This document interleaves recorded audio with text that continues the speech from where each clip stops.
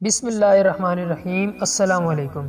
میری اس ویڈیو میں جن بزرگ ہستی کا ذکر ہے ان کا نام ہے حضرت امام جعفر صادق علیہ السلام۔ ان کا نام جعفر، عنوان الصادق، کنیت ابو عبداللہ ابو موسیٰ، والد محمد بن علی علیہ السلام، والدہ ام الفروا۔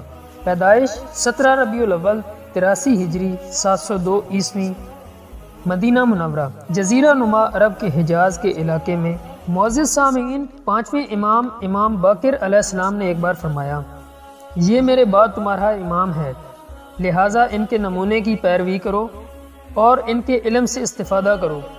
خدا کی قسم وہ صادق سچا ہے، وہ جسے خدا کے رسول صلی اللہ علیہ وآلہ وسلم نے ہم سے بیان کیا ہے، در حقیقت اس کے پیروکار دنیا اور آخرت میں خدا کی طرف سے مددگار ہیں۔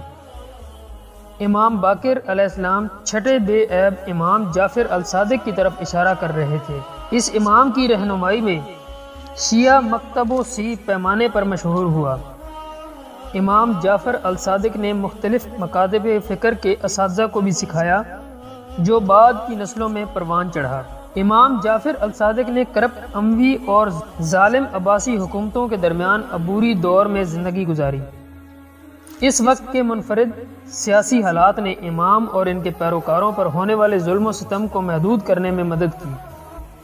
اس طرح امام صادق نے شیعوں کو ہدایت کی کہ وہ پوری دنیا میں اپنی تعلیمی اور علمی سرگرمیوں کو بڑھا کر صورتحال سے فائدہ اٹھائیں۔ ایک موقع پر ایک شخص نے امام صادق علیہ السلام سے پوچھا کہ آپ کے خالق ہونے کا کیا ثبوت ہے؟ امام جعفر صادق علیہ السلام نے جواب دیا، میں نے اپنے دور کو دو اختیارات میں سے ایک کو تابع پایا، یا تو میں نے خود کو تخلیق کیا یا میرے علاوہ کسی اور نے مجھے تخلیق کیا۔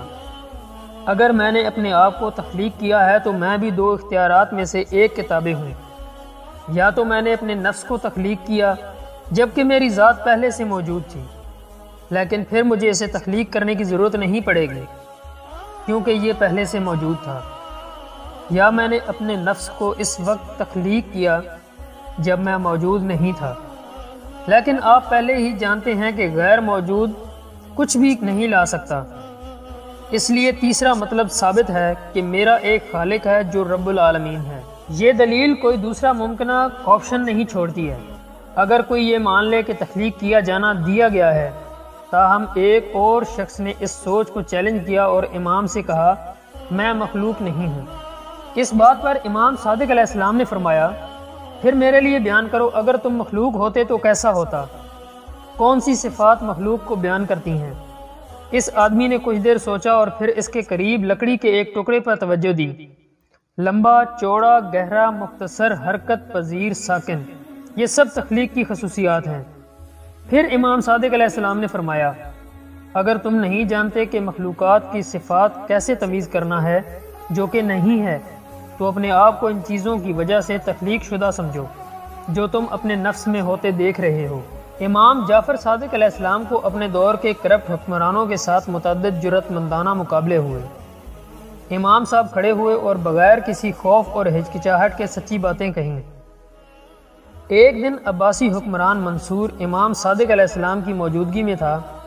منصور ایک مکھی بھگا رہا تھا جو اسے پریشان کر رہا تھا۔ جب بدعنوان حکمران غضبناک ہوا تو اس نے امام سے پوچھا، خدا نے مکھی کو کیوں پیدا کیا ہے؟ تو امام صاحب نے ایک خوبصورت جملہ فرمایا، متکبروں کو ذلیل کرنا۔ منصور خاموش رہا کیونکہ وہ جانتا تھا کہ اگر وہ بولتا تو امام صادق علیہ السلام اس سے بھی زیادہ تنقیدی بیان دیتے۔ لیکن اسی حکمران نے ایک دن امام صادق علیہ السلام کو خط لکھنے کا انتخاب کیا کہ آپ ہمارے پاس کیوں نہیں آتے جیسے لوگ ہمارے پاس آتے ہیں؟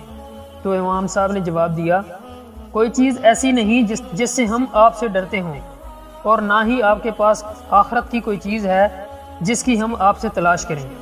نہ آپ اس نعمت میں ہیں کہ ہم آپ کو مبارکباد دیں، اور نہ آپ اسے بوجھ سمجھتے ہیں کہ ہم آپ پر تعزیت کریں، تو ہم آپ کی جگہ کیا کریں گے؟ منصور نے واپس لکھا، آپ ہمیں مشورہ دینے کے لیے ہمارے ساتھ چلیں گے۔ امام صادق علیہ السلام کا جواب فیصلہ کن تھا، جو دنیا کا خواہاں ہے وہ آپ کو نصیحت نہیں کرے گا، اور جو آخرت کا خواہاں ہے وہ آپ کا ساتھ نہیں دے گا۔ معزز سامعین، منصور نے جلد ہی امام صادق علیہ السلام کے بارے میں اپنے پریشان کن خیالات کو دور کرنے کی کوشش کی۔ ظالم نے مدینے میں امام صاحب کو زہر دے دیا۔ بستر مرگ پر امام صادق علیہ السلام نے اپنے پیروکاروں کو ایک ضروری فریضہ یاد دلایا۔ چھٹے امام نے آنکھیں کھولی اور اپنے ارد گرد موجود لوگوں کے چہروں کی طرف دیکھا اور فرمایا، در حقیقت ہماری شفاعت اس شخص تک نہیں پہنچتی جو نماز کو ہلکا سمجھتا ہے۔ ان الفاظ کے ساتھ امام صادق علیہ السلام نے دعا کی اہمیت اور شفاعت الہی سے اس کی تعلق پر زور دیا، اور یوں ان کی روح پرواز کر گئی اور خالق حقیقی سے جا ملی۔ چھٹے مقدس امام کو مدینہ منورہ کے قبرستان بقیع میں دفن کیا گیا۔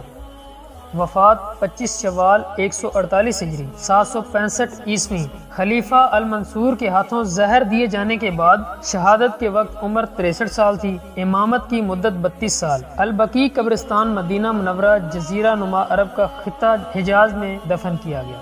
معزز سامعین، امام صاحب کی زندگی پر روشنی ڈالیں تو کئی گھنٹوں لگ سکتے ہیں۔ ان کی زندگی میں جو بھی کرامات ہیں وہ ہم بیان نہیں کر سکتے ہیں۔ تو یہ مختصر سا ان کا ایک واقعہ تھا اور زندگی کا ایک دور ہم نے آپ کے سامنے ڈسکس کیا۔ آج کی ویڈیو میں اتنا ہی۔ انشاءاللہ ایک نئی ویڈیو کے ساتھ پھر ملیں گے، تب تک کے لیے اللہ حافظ۔